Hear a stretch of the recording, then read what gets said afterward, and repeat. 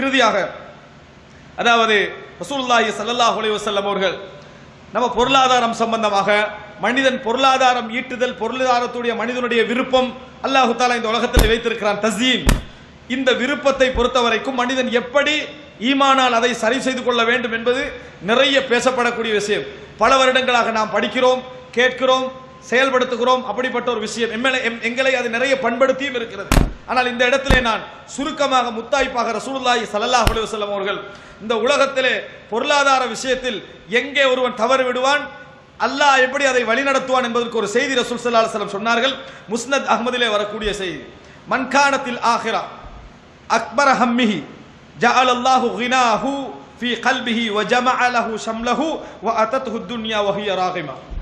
யாருடைய ஹம் என்றால் இலக்கு. இந்த உலகத்தில் மறுமையை இலக்காக வச்சவனும் உலகத்தில் வாழ்வான், உலகத்தை தேடுவான், சம்பாதிப்பான், குடும்பத்தில் உள்ளவன் நல்லா வாழ நினைப்பான், அதில் மாற்று கருத்து கிடையாது. ஆனால் யாருடைய அக்பர ஹம்மிஹி மிகப்பெரிய ஹம்மாக இலக்காக மறுமை இருக்கிறதோ, எதை வச்சாலும் அவனுக்கு முன்னால மறுமை தான் ஃபர்ஸ்ட்டுக்கு நிற்கும். நீங்க எதை கொண்டு போய் வச்சாலும் அவன் முதலாவது எதை வைப்பான், மறுமையை வச்சுத்தான் எல்லாவற்றையும் கணக்கெடுக்கக்கூடியவனாக இருப்பான்.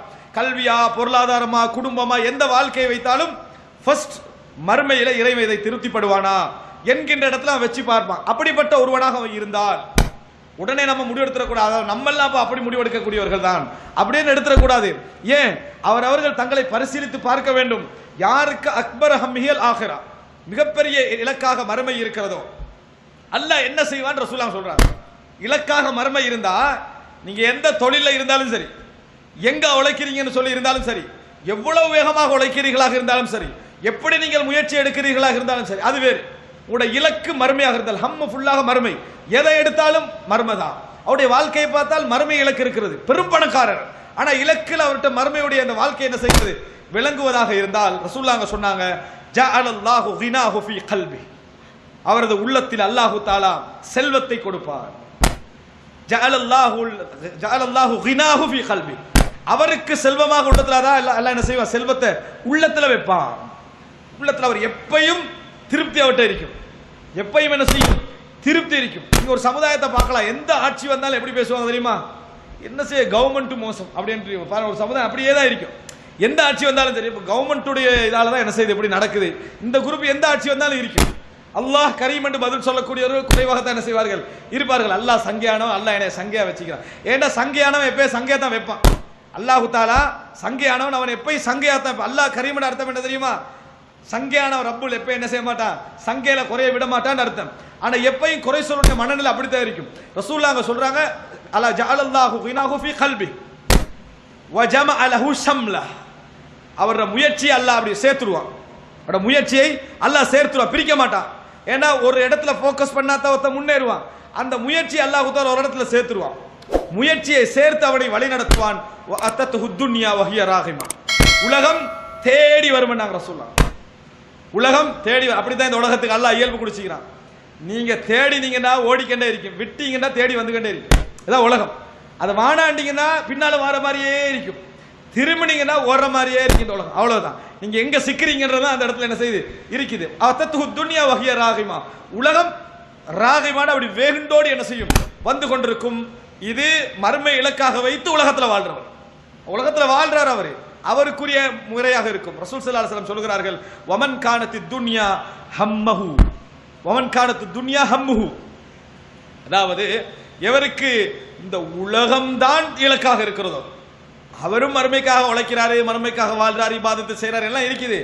ஆனா இலக்க பாத்தீங்கன்னா மறுமையா உலகமானு வந்தா உடனே என்ன செஞ்சிருவாரு, உலகத்தை தான் சாய்ஸ் பண்ணுவாரு. எங்க வந்தாலும் என்னது அதைத்தான் சாய்ஸ் பண்ணுவாரு. இது அவருடைய இயல்பாக இருந்தால் அல்லாஹ் என்ன செய்வான் தெரியுமா, இந்த உலகத்தில் அல்லாஹு தஆலா என்ன செய்வான் சொன்னால், ஜஅலல்லாஹு ஃபக்ரஹு பைன ஐனை, எப்பொழுதும் தேவையை கண் முன்னால வச்சுக்கிட்டே இருப்பான் அல்லாஹ். ஜஅலல்லாஹு ஃபக்ரஹு பைன ஐனை, எப்ப பார்த்தாலும் அவருக்கு திருப்தி இருக்காது. ரெண்டு பேரும் ஒரே வசதியில் இருப்பாங்க, ஆனா இவருக்கு திருப்தி இருக்காது, அந்த ஆளுக்கு திருப்தி இருக்கும். இவருக்கு என்ன செய்யாது, திருப்தி இருக்காது. இவருக்கு திருப்தி என்னது, அவருக்கு முழு திருப்தி இருக்கும். ஒரே பொருளாதாரம். இவருக்கு என்ன செய்யும், எப்ப பார்த்தாலும் போதாமையும் தேவையும் பயமும் அச்சமும் தொடர்ந்து இருந்து கொண்டே இருக்கும். வஃபர்ரக அலைஹி ஷம்ல, முயற்சி எல்லாம் பிரிச்சு விட்டுருவான். முயற்சி என்ன செஞ்சிருவான்டா, 3 நாளா பிரிச்சு விட்டுருவான்.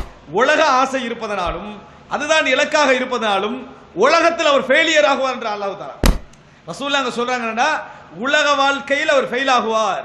ஏண்டா முயற்சி 4 ஆகிரும், முயற்சி 8 ஆகிரும். சம்லஹு அவருடைய முயற்சி அல்லாஹ் தஆலா பிரித்து விடுவான். வலம் யதிஹி மினத் துன்யா இல்லா மா குத்திர லஹு சுப்ஹானல்லாஹ் தான் வசனம்.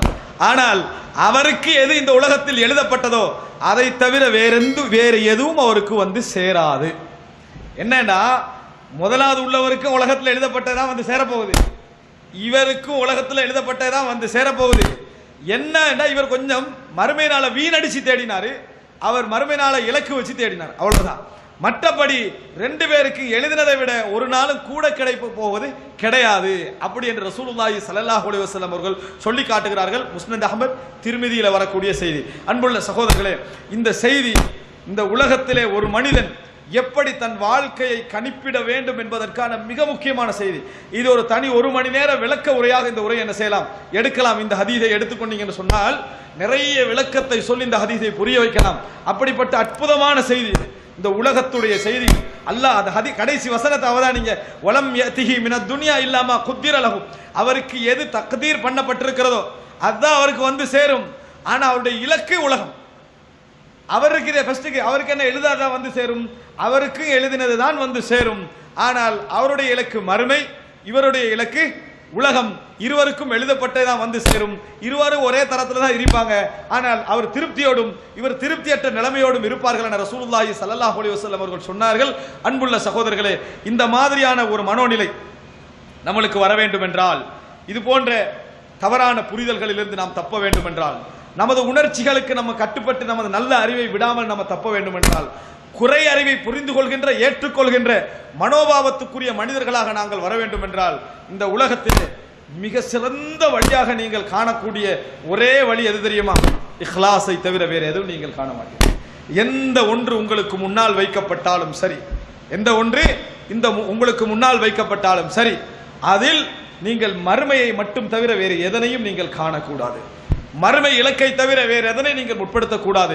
ரசூலுல்லாஹி ஸல்லல்லாஹு அலைஹி வஸல்லம் எப்படி இந்த உலகத்திலே வாழ்ந்தார்கள் என்று ஆயிஷா ரலியல்லாஹு அன்ஹா சொல்லுகிற நேரத்தில் நபி அவர்கள் மா குய்யிர பைன அம்ரைன் இல்ல இக்தார ஐஸரஹுமா மா லம் யகுன் இஸ்மா. சுப்ஹானல்லாஹ். எப்படி நபி அவர்களுக்கு 2 விஷயம் கொடுக்கப்படுது. இப்படியும் இதை செய்யலாம், இப்படி செய்யலாம், இப்படி உங்களுக்கு முன்னேறலாம், இப்படி முன்னேறலாம் என்று கொடுக்கப்பட்டால் எப்பயும் நபி அவர்கள் லேசைத்தான் தேர்ந்தெடுப்பார்கள். ஏன்னா கதிர்ல எழுகிறதா வரப்போகுது, ஏன் கஷ்டமான ரூட்டால போகணும்? ரசூல் ஸல்லல்லாஹு அலைஹி வஸல்லம் எப்பயும் இல்ல இக்தார ஐஸரஹுமா, எப்பவும் இலகுவை தேர்ந்தெடுப்பார்கள். ஆனால் இலகுவை தேர்ந்தெடுக்கிற நேரத்தில் அதில் பாவம் இருக்கும் என்றால் அந்த இலக்கை அடைய கஷ்டத்தை தேர்ந்தெடுப்பார்கள். தான் செய்தி. எப்படி ரசூலுல்லாஹி ஸல்லல்லாஹு அலைஹி வஸல்லம் அவருக்கு 2 சாய்ஸ் கொடுக்கப்பட்டு, இந்த உலகத்தில் ஒன்றை அடைவதற்கு 2 சாய்ஸ் கொடுக்கப்பட்டு தேர்ந்தெடுங்க என்றா இலேசை தான் தேர்ந்தெடுப்பார்கள். ஆனால் இலேசை தேர்ந்தெடுக்கிற நேரத்தில் அது பாவமாக இருந்தால் கஷ்டமான வழியின் மூலம் அதை அடைய தேர்ந்தெடுப்பார்கள். கஷ்டத்தை தான் தேர்ந்தெடுப்பாங்க. ஏன்? இலேசு பாவமாக இருப்பதனால். அன்புள்ள சகோதரர்களே, இந்த அறிவு நம்மளுக்கு எங்கிருந்து வரும்? குர்ஆன் சொன்னால் இருந்தா வரும். அந்த அறிவு நம்மளுக்கு வர வேண்டும் என்றால் நம்மிடத்திலே நிச்சயமாக இஹ்லாஸான பார்வை எங்களுடைய எல்லா விஷயங்களிலும் வியாபித்திருக்க வேண்டும். அதனாலதான் அல்லாஹ் தஆலா சுருக்கமாக குர்ஆனிலே சொல்லி காட்டுகிறான். அல்லாஹ் ரப்புல் ஆலமீன் வமை யத்தகில்லாஹ யஜஅல் லஹு மக்ரஜன் வயர்ஸுகுஹு மின் ஹைது லா யஹ்தஸிப் வமை யதவக்கல் அலல்லாஹி ஃபஹுவ ஹஸ்புஹ் இன்னல்லாஹ பாலிகு அம்ரி கத் ஜஅலல்லாஹு லிகுல்லி ஷைஇன் கதிரா. யார் இறைவனை அஞ்சி வாழ்கிறாரோ அல்லாஹ் தஆலா அவருக்கு பிரச்சனையை விட்டு வெளியேறுகின்ற வழியை காட்டுவான்.